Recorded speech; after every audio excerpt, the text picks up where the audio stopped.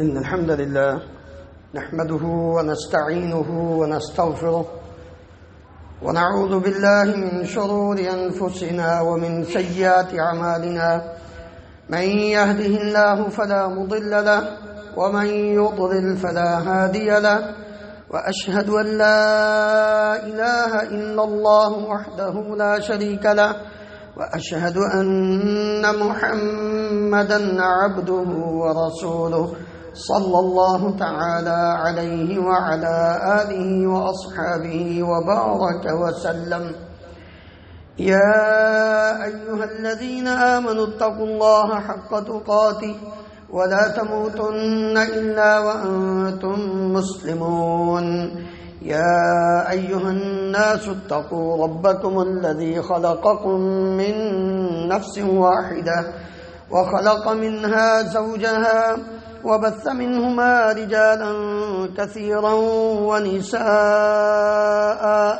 واتقوا الله الذي تساءلون به والأرحام إن الله كان عليكم رقيبا.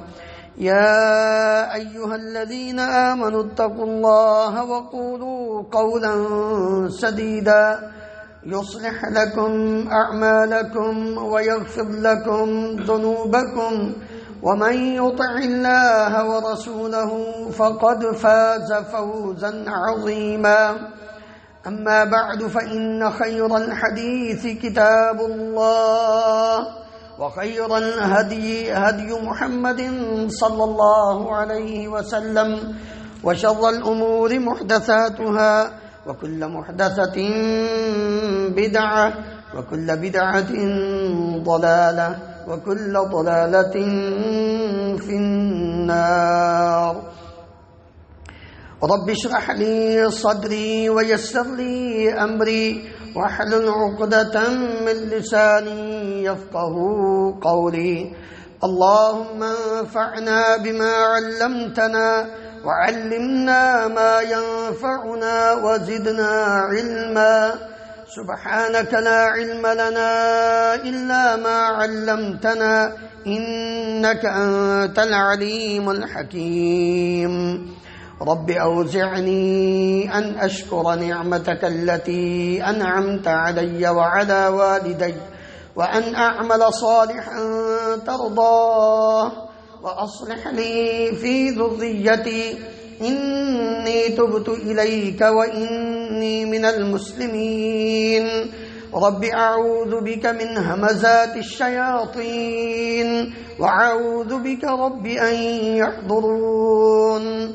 اللهم طهر قلوبنا من النفاق وأعمالنا من الرياء وألسنتنا من الكذب وأعيننا من الخيانة فإنك تعلم خائنة الأعين وما تخفي الصدور. ہر قسم کی حمد و ثنا اللہ رب العالمین کی ذات گرامی کے لیے انگنت لاتعداد بے شمار درود و سلام اس ہستی مقدس پر جن کا نامی اسم گرامی محمد رسول اللہ صلی اللہ علیہ وآلہ وسلم ہے. محترم حضرات، دین اسلام ایک ایسا مذہب ہے جو سب سے زیادہ پیارا، سچا اور سچا مذہب ہے. زندگی کے ہر شعبے میں اس مذہب کے اندر رہنمائی موجود ہے. کوئی شخص بھی کسی بھی اعتبار سے راستہ دیکھنا چاہتا ہو، صحیح اور غلط کی تمیز کرنا چاہتا ہو، حلال اور حرام کو پرکھنا چاہتا ہو، طیب اور خبیث کی جانچ پڑتال کرنا چاہتا ہو تو اس مذہب کے اندر موجود ہے. ایک شخص علی وجہ البصیرت نور ہدایت پر قائم رہ کر اپنی زندگی کو بسر کر سکتا ہے، ظلمات کے اندھیروں سے اپنے آپ کو بچا سکتا ہے، لیکن تب جب اس کی تعلیمات کو سمجھے، پڑھے، پرکھے، جانچے اور اس کے اوپر عمل کر کے اپنے لیل و نہار اور شب و روز بسر کرے تو یہ انسان یہ سب سے اعلیٰ اور سب سے افضل بن جاتا ہے. لیکن اگر وہ اس کی تعلیمات کو پس پش ڈال دے، خیر ہے، صحیح ہے تب بھی، غلط ہے پھر بھی، حلال ہے حرام ہے کوئی تمیز نہیں، طیب ہے خبیث ہے کوئی مسئلہ نہیں، پھر عزت نہیں ملے گی. حلال اور حرام آج کے خطبہ جمعہ کا جو موضوع ہے. عموماً جب لفظ حلال اور حرام بیان ہوتا ہے تو ذہن فوری طور پر جاتا ہے کھانے اور پینے کی طرف. حلال کھانے والی چیز، حرام چیز، حلال پینے والی چیز، حرام پینے والی چیز. نہیں، یہ بڑا وسیع موضوع ہے. حلال اور حرام کا مفہوم بڑا وسیع ہے. صرف کھانے پینے پر اس کا انطباق نہیں ہوتا، بلکہ آپ ہر چیز میں غور و فکر کریں تو یہ سمجھ آتی ہے کہ اللہ رب العالمین نے ہر معاملے کے اندر حلال اور حرام کا ذکر کیا. معاشرتی زندگی، انسان جوان ہوتا ہے، مرد ہو یا عورت ہو، اس کو صنف مخالف کی کشش ہوتی ہے، ایک دوسرے کو کھینچتے ہیں. اللہ رب العالمین نے ایک اصول اور ضابطہ قائم کر دیا، ان چیزوں کو بیان فرما دیا جو حرام ہیں، ان کے قریب نہیں جانا، باقی حلال ہیں، نکاح کرو اور اپنے پاس لے آؤ. اور دوسری بات یہ ذہن میں رکھیں، حلال حرام کا اختیار صرف رب العالمین کے پاس ہے، کسی اور کے پاس نہیں. کوئی یہ نہیں کہہ سکتا کہ فلاں جس چیز کو، حتیٰ کہ امام الانبیاء محمد رسول اللہ صلی اللہ علیہ وآلہ وسلم بھی اپنی مرضی سے کسی چیز کو حلال اور حرام نہیں کر سکتے تھے.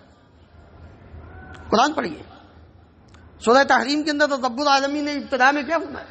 یا ایھا النبی لما تحرم ما احل اللہ لک تبتغی مرضات ازواجک. اے پیارے پیغمبر علیہ الصلوۃ والسلام، جس چیز کو اللہ نے حلال کیا آپ اس کو حرام کیوں کرتے؟ صرف اس لیے کہ میری بیویاں خوش ہو جائیں، اپنی بیویوں کو خوش کرنے کے لیے. انسان کا وجود اس کے اوپر حلال اور حرام کو اپلائی کرنا اللہ رب العالمین نے حکم دیا. یا ایھا النبی قل لأزواجك وبناتك ونساء المؤمنين يدنين عليهن من جلابيبهن ذلك أدنى أن يعرفن فلا يؤذين. پیارے پیغمبر علیہ الصلوۃ والسلام اپنی بیویوں کو، اپنی بیٹیوں کو اور مسلمانوں کی تمام مومنوں کی عورتوں کو یہ آرڈر فرما دیجیے کہ آج کے بعد ننگے منہ باہر نہیں نکلنا. کوئی نکلتا ہے تو حرام ہے، پردہ کر کے نکلنا حلال ہے. وہ لوگ جن کا نفس پاک نہیں، طیب نہیں، وہ خبیث کے لیے جائز نہیں. جن کا نفس خبیث ہے وہ طیب کے لیے حلال نہیں. جن کا نفس طیب ہے وہ خبیث کے لیے حلال نہیں.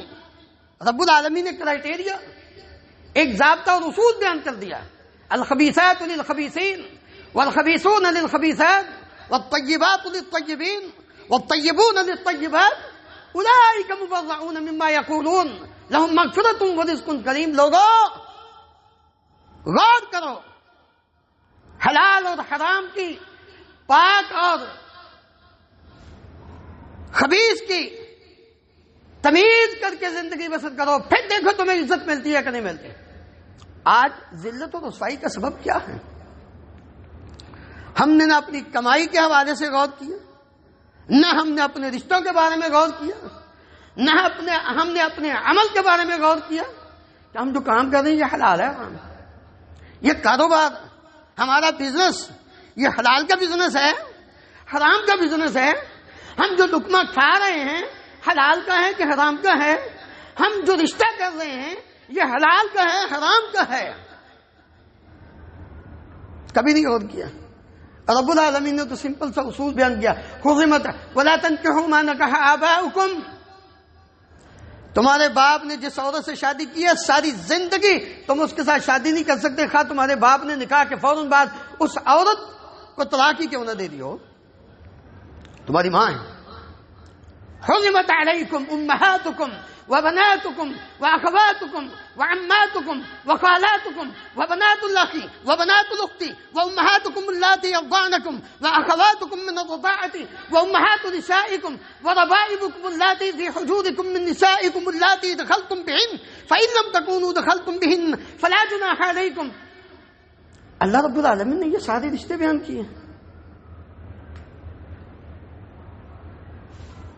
میرے محترم بھائیوں، ہم قرآن نہیں پڑھتے، جس وجہ سے آج نبی کریم صلی اللہ علیہ وآلہ وسلم کی وہ حدیث واضح ہو رہی ہے کہ ایک وقت آئے گا کہ لوگ اس بات کو بھول جائیں گے اور اس چیز سے دور ہو جائیں گے کہ ہم جو لے رہے ہیں یہ حلال کا ہے یا حرام کا ہے. امن الحلال ام من الحرام، یہ حلال کا کما رہے ہیں یا حرام کا کما رہے ہیں، یہ حلال رشتہ ہے یا حرام رشتہ. آئیے اختصار کے ساتھ تحصیل الاعلام میں اس بات کی وضاحت کرتے ہوئے فرماتے ہیں الاصل فی الطعام والشراب، کھانے پینے کے حوالے سے بات کروں سب سے پہلے. واللباس، کھانا پینا لباس میں. اچھا یہ لباس بھی یہ نہیں ہے کہ ہر کوئی جو مرضی پہنتا پھرے، مرد جون سا مرضی لباس پہنے، نہیں، حلال پہننا. جس لباس کو نبی کریم صلی اللہ علیہ وآلہ وسلم نے اللہ تعالیٰ کے حکم سے حرام کیا ہے مرد کے لیے، مرد وہ لباس نہیں پہن سکتا. جس لباس کو عورت کے لیے حلال کیا ہے وہ حلال پہنے، جس کو حرام کر دیا وہ نہیں پہن سکتی. تو فرماتے ہیں الاصل فی الطعام والشراب واللباس الحل، لباس میں کھانے اور پینے میں جو اصل چیز ہے وہ حلال ہے. فلا یحرم منها، کچھ بھی اس میں حرام نہیں، الا مگر ما حرمہ اللہ ورسولہ، جسے اللہ اور اس کے رسول نے کیا کر دیا ہو، حرام کر دیا ہو. آگے ایک قاعدہ بیان کر دیا، فکل ما لیس بخبیث، فکل ما لیس بخبیث فہو طیب حلال، ہر وہ چیز جو خبیث نہیں ہے وہ طیب بھی ہے حلال بھی ہے، وہ پاک بھی ہے حلال بھی ہے. اب خبیث کون سی چیز ہے؟ خبیث کیا ہے؟ نمبر 1 ان ينص الشارع على خبثه كالحمر الاهلية، شارع نے، شریعت کو نازل کرنے والے نے، یا جس پہ شریعت نازل کی گئی اس نے اللہ کے حکم سے، نبی کریم صلی اللہ علیہ وآلہ وسلم نے اس کے بارے میں نص میں بیان کر دیا کہ یہ حرام ہے واضح طور پر. جیسے گھریلو گدا، جابر رضی اللہ عنہ بیان کرتے ہیں نہا رسول اللہ صلی اللہ علیہ وسلم یوم خیبر عن لحوم الحمر الاہلیہ. یہ جو گھریلو گدا ہے نا، جو بال برداری کے لیے استعمال ہوتا ہے، بوجھ اٹھانے کے لیے، یہ گدا خیبر کے دن نبی صلی اللہ علیہ وسلم نے اعلان کر دیا، لوگوں کیا پکا رہے ہو، یہ دیگیں چڑھائی ہوئی ہیں، ہنڈیاں چڑھائی ہوئی ہیں، کیا پکا رہے ہو؟ انہوں نے کہا جی گدے پکا رہے ہیں. اب یہ حرام ہے. اسی وقت سب نے گرا دی. نص موجود ہو او ینص علی حدہ ککل ذی ناب من السباع، یا اس کی تعریف میں نص موجود ہو. تعریف کیا کر دی؟ الگ الگ نہیں، ایک مطلقاً تعریف بیان کر دی کسی کے حرام ہونے کی کہ کل ذی ناب من السباع حرام وکل ذی مخلب من الطیر حرام. وہ جانور جو اپنی نوک دار جو دانت ہے اس کے ساتھ شکار کرتا ہے، جس کو کچلی آپ بولتے ہیں، کچلی والا نوک دار دانت والا جانور درندہ، وہ حرام ہے، وہ کوئی بھی ہو. ایک اصول بیان کر دیا، وَكُلُّ ذِي مِخْلَبٍ مِّنَ الطَّيْرِ حَرَامٌ، پنجے کے ساتھ جو شکار کرتا. اچھا لوگ کہتے ہیں جو پنجے سے کھائے، بھائی پنجے سے کوئی نہیں کھاتا، کھاتے سارے منہ سے ہیں. مخلب پنجے کو کہتے ہیں.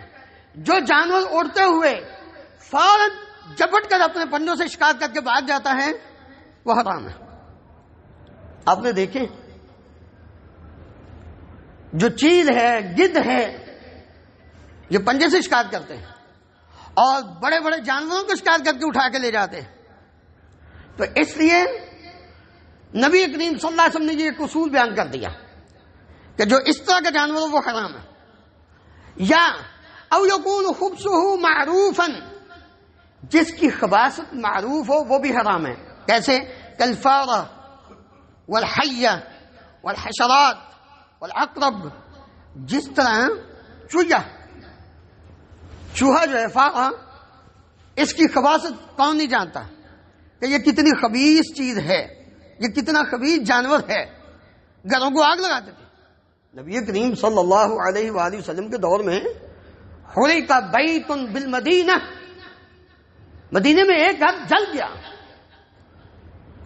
تو آپ صلی اللہ علیہ وسلم نے اس وقت یہ ظاہری جو سبب تھا اس کو سامنے رکھ کے فرما دیا کہ کیا کرو، رات کو یہ جو دیا ہے نا تم جلاتے ہو اس کو بجھا کے سویا کرو. ہو سکتا ہے کوئی فارا آئے، چوہا آئے، وہ تمہارے گھر کو جلا دے. لیکن آپ صلی اللہ علیہ وسلم نے اس وقت فرمایا صحابہ نے عمل کیا. میڈیکل سائنس کیا کہتی ہے کہ رات کو اگر لائٹ آن ہو اور بندہ سو جائے وہ صبح فریش نہیں ہوتا، کیونکہ اندھیرے کے اندر ایسی شعاعیں پیدا ہوتی ہیں جو انسان کے جسم کو ٹچ کرتی ہیں، انسان پھر دوبارہ سے ریفریش ہو کے صبح بڑا نشیط ہو جاتا ہے. لیکن کب؟ جب اندھیرا ہو. تو نبی صلی اللہ علیہ وسلم نے چوہا، سانپ کی خباثت کو کون نہیں جانتا، اور اسی طرح حشرات، یہ کیڑے مکوڑے. پھر آپ صلی اللہ علیہ وسلم نے کچھ کے بارے میں واضح حکم پہ دے دیا، یقتلن فی الحل والحرم خمس، 5 جانور ایسے ہیں جن کو حرم میں ہوں نظر آگے مار دو. الغراب کوا، والہدع گدھ، والفار چوہا، الحیہ سانپ، والکلب العقور کاٹنے والا کتا، قتل کر دو ان کو. یہ آپ صلی اللہ علیہ وسلم نے حکم دیا، حرام ہے. اسی طرح او یکون الشارع امر بقتلہ، چوتھی علامت خبیث کی یہ ہے کہ شارع نے اس کے قتل کا حکم دیا ہو، او یکون نہی عن قتلہ، یا اس کے قتل سے منع کیا ہو، حکم دیا ہو. جیسے میں نے حدیث بیان کی، کوے کو قتل کرنے کا، سانپ کو قتل کرنے کا، چیل کو قتل کرنے کا، ان ساری چیزوں کا جب آپ نے حکم دے دیا تو یہ حرام ہو گیا. یا قتل کرنے سے منع کر دیا کہ اس جانور کو قتل نہیں کرنا، جیسے فراغ ہے، مینڈک، آپ صلی اللہ علیہ وسلم نے منع کر دیا، اس کو قتل نہیں کرنا. یہ اللہ کی تسبیح بیان کرتا ہے، حرام ہے، اس سے دوائی نہیں بنتی. بعض لوگ حکیم اس کو استعمال کرنے کے لیے نبی کریم صلی اللہ علیہ وسلم سے پوچھا، یا رسول اللہ میں اس کو دوائی میں استعمال کرتے ہیں؟ اب نہیں، منع ہے، حرام ہے. حرام کے ساتھ شفا نہیں مل سکتی. اسی طرح نبی کریم صلی اللہ علیہ وآلہ وسلم یا اللہ تعالیٰ نے اس چیز کی حرمت اس کے نقصان کی وجہ سے بیان کی ہو، اور یکون محرما لضررہ البدنی کانواع السموم، زہر والی جتنی بھی چیزیں ہیں جو بدن کو نقصان پہنچاتی ہیں وہ حرام ہے، یہ خبیث ہیں. 7ویں چیز او یکون محرما لضررہ العقل، جو عقل کو نقصان پہنچانے والی ہو وہ بھی خبیث ہے، وہ بھی حرام ہے. کالخمر والمخدرات، جس طرح شراب اور نشہ آور چیزیں جتنی بھی ہیں یہ ساری کی ساری خبیث ہیں. یا ایھا الذین آمنوا انما الخمر والمیسر والانصاب والازلام رجس من عمل الشیطان فاجتنبوه لعلکم تفلحون. رب العالمین کا حکم، ایمان والو سمجھنا، شراب، جوا اور بت پتھر جس کی پوجا کی جا رہی ہو، ایسی ڈیری، ایسی قبر، اس کے نام پر جو کچھ بھی دیا جا رہا ہے حرام ہے. والازلام، تیروں کے ذریعے قسمت ازمائی، تیر چلایا نکالا، اگر اس کے اوپر یمین لکھا ہے تو ٹھیک ہے، یسار لکھا ہے شمال لکھا ہے تو یہ بدشگونی ہے. یہ تیروں کے ذریعے قسمت ازمانا یہ بھی حرام ہے. فاجتنبوا، یہ سارے شیطانی کام ہیں، ان سے بچنا. اللہ رب العالمین فرماتے ہیں کیوں؟ انما يريد الشيطان ان يوقع بينكم العداوة والبغضاء في الخمر والميسر ويصدكم عن ذكر الله وعن الصلاة فهل انتم منتهون.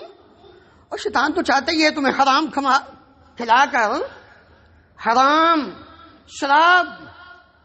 انما يريد الشيطان ان يوقع بينكم العداوة والبغضاء، دشمنی، دل کے اندر بغض، وہ چاہتا ہے تمہارے اندر پیدا ہو، تمہیں وہ کمزور کرے، تمہارے آپس کے تعلقات کمزور ہوں تاکہ تم دشمن کا مقابلہ نہ کر سکو.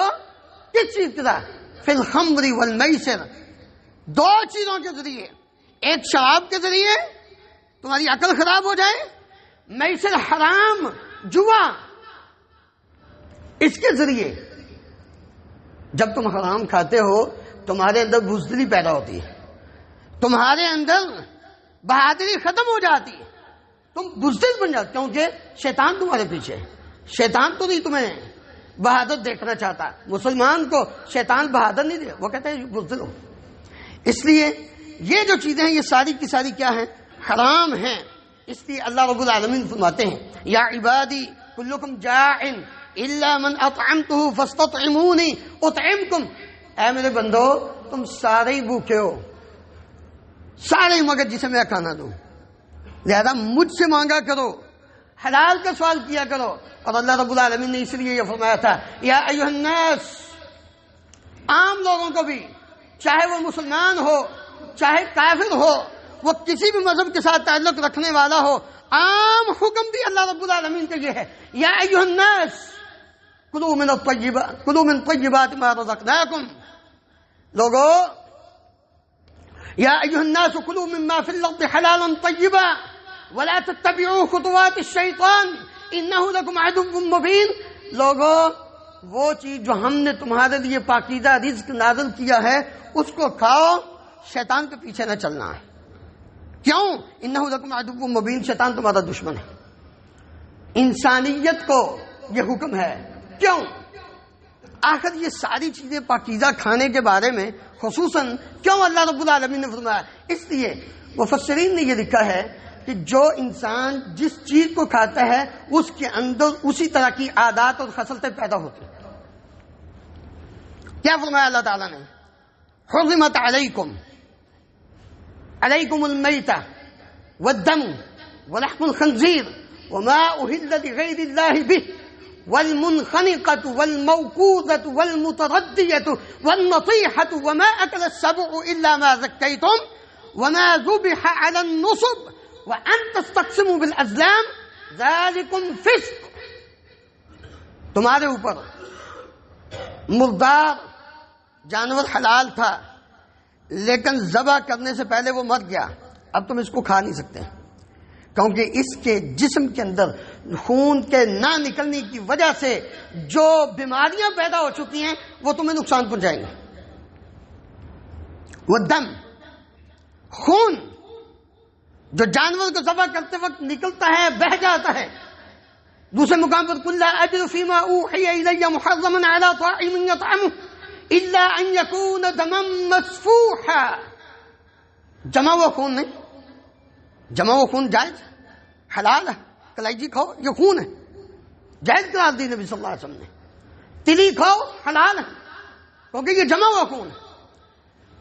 خون جو بہنے والا خون نہیں تم پی سکتے. کیوں؟ اس لیے کہ جب انسان خون پیتا ہے تو اس کے اندر اسی طرح کی خصلتیں پیدا ہونی شروع ہو جاتی ہیں. ہم کہتے ہیں نا کہ بڑا خون خار بندہ ہے. کیوں؟ اس کے اندر وہ جوش، انسانیت ختم ہو جاتی. ولحم الخنزیر، خنزیر کا گوشت حرام کر دیا. آج اب جا کے دیکھیے مسلمان کے اندر حیا، غیرت اب بھی موجود ہے، اگرچہ یہ بہت بد عمل ہو چکا، لیکن جس معاشرے میں خنزیر کھایا جاتا ہے اس معاشرے میں نہ ماں کا حیا نہ بیٹی کا حیا رہتا ہے۔ آج اس قدر بے غیرتی اس معاشرے میں پائی جاتی ہے کہ آپ سوچ بھی نہیں سکتے۔ کبھی ان لوگوں سے ملا کریں کہ جو لوگ ایسے معاشرے میں رہتے ہیں، وہ آپ کو بتائیں کہ وہاں جو خنزیر کھانے والے لوگ ہیں ان کی حالت کیا ہے۔ عام روڈ کے اوپر بے غیرتی۔ اسلام تو ایک مرد کو دوسرے مرد کا جسم دیکھنے کی اجازت نہیں دیتا، ایک عورت کو دوسری عورت کے جسم کو دیکھنے کی اجازت نہیں دیتا، صرف مخالف کی بات نہیں، تو وہاں سب کچھ ہی ہو رہا ہے، کوئی حیا نہیں۔ کیوں؟ دنیا کا سب سے بے غیرت جانور وہ خنزیر ہے، سب سے بے غیرت۔ آپ تھوڑی سی ریسرچ کریں، اب دنیا میں کون سی چیز جس کا نہیں پتہ چل سکتا، آپ خنزیر کی ریسرچ کریں آپ کو پتہ چل جائے گا۔ سب سے بڑا بے غیرت جانور اگر کوئی ہے تو وہ خنزیر ہے۔ اللہ اکبر۔ وما اہل لغیر اللہ بہ، اور وہ کھانا بھی حرام ہے جس کو اللہ کے علاوہ غیر اللہ کے لیے پکار کے دیا جائے۔ بعض لوگ کہتے ہیں جی کھانے کا کیا قصور ہے؟ یہی قصور ہے کہ اللہ تعالیٰ نے اس کا حکم دیا ہے کہ یہ نہیں کھا سکتے تم، حرام ہے تمہارے لیے۔ بھائی جس چیز کو اللہ نے حکم دے دیا یہ حرام ہے، ہم کون ہیں؟ اللہ اکبر۔ نبی کریم صلی اللہ علیہ وسلم کے بعد آج یہی تو مصیبت ہماری، ہم مولویوں کی بات مانتے ہیں، نہ اللہ کی مانتے ہیں، نہ اللہ کے نبی صلی اللہ علیہ وسلم کی مانتے ہیں۔ کہتے ہیں اس میں کیا ہے، قرآن ہی تو بڑا ہے۔ بھائی کل پر، تیجے پر، 7ویں پر، 10ویں پر، 40ویں پر ہم نے قرآن ہی تو پڑھا ہے، کیا کیا ہے؟ حرام کیسے ہو گیا؟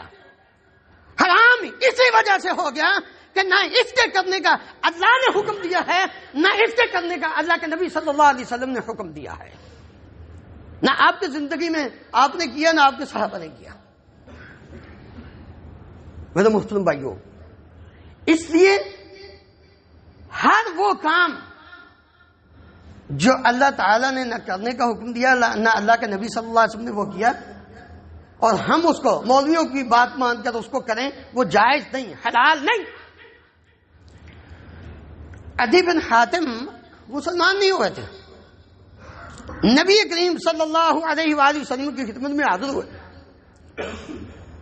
لے آئے ان کو پکڑ کے، آپ نے ان کو بڑی عزت دی، ان کی تکریم کی، ان کو بٹھایا، کافر ہے مسلمان نہیں، بڑی عزت دی۔ آج ہم مسلمانوں کی عزت نہیں دیتے، کافروں کو کیا دیں گے؟ نہیں، انسان ہے، غور کیجیے، اپنے اخلاق کو اچھا کیجیے۔ نبی کریم صلی اللہ علیہ وسلم نے ان کے سامنے آیت پڑھی، اتخذوا احبارهم ورهبانهم اربابا من دون اللہ، انہوں نے اپنے مولویوں کو، اپنے پیروں کو رب بنا لیا اللہ کو چھوڑ کر۔ عدی فوراً بولے، کہنے کہ نہیں یا رسول اللہ، ہم نے تو کبھی ان کو رب نہیں مانا ہے، ہم نے تو ان کو کبھی رب نہیں سمجھا تھا۔ نبی صلی اللہ علیہ وسلم نے فرمایا، عدی یہ بتاؤ کیا ان کی حلال کردہ چیز کو حلال اور حرام کردہ چیز کو حرام نہیں سمجھتے تھے؟ ہاں یہ بات اب یہی تو اس کو رب ماننا ہے۔ آج ہم کیا کر رہے ہیں، ہم کہتے ہیں نہیں رب اللہ ہے، لیکن بات مولویوں کی، بات پیروں کی، جس کو وہ صحیح کہیں وہی نہیں۔ اس لیے میرے محترم بھائیوں، اللہ رب العالمین نے یہ بڑے واضح الفاظ میں فرما دیا، وَلَا تَقُولُوا لِمَا تَصِفُ أَلْسِنَتُكُمُ الْكَذِبَ هَذَا حَلَالٌ وَهَذَا حَرَامٌ لِتَفْتَرُوا عَلَى اللَّهِ الْكَذِبَ۔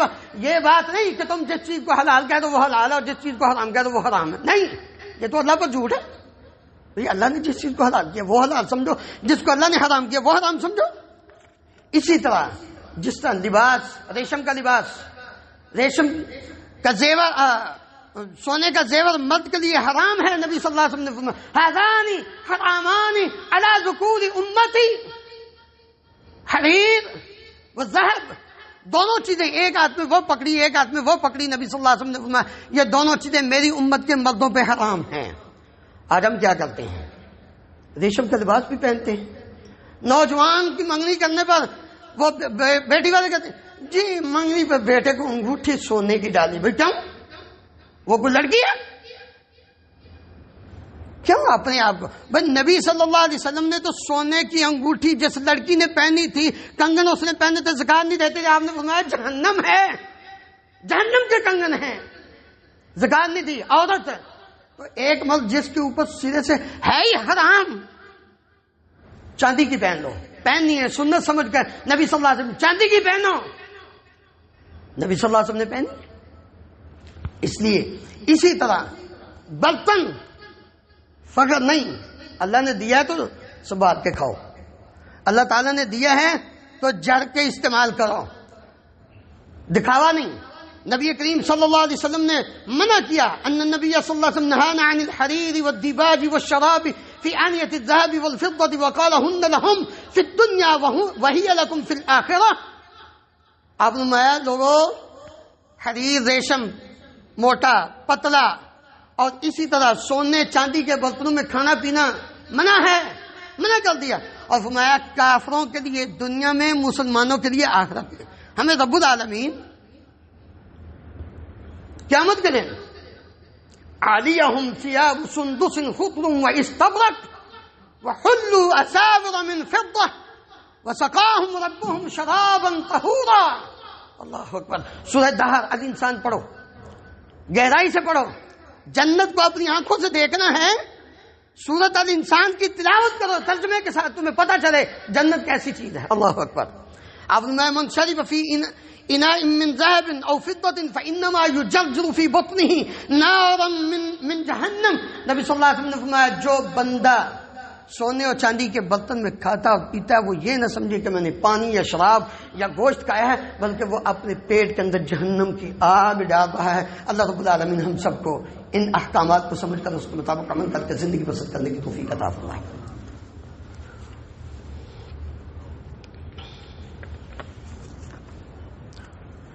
ان الحمد لله نحمده ونستعينه ونستغفره ونعوذ بالله من شرور انفسنا ومن سيئات اعمالنا، من يهده الله فلا مضل له ومن يضلل فلا هادي له، واشهد ان لا اله الا الله وحده لا شريك له، واشهد ان محمدا عبده ورسوله صلى الله تعالى عليه وعلى اله واصحابه وبارك وسلم۔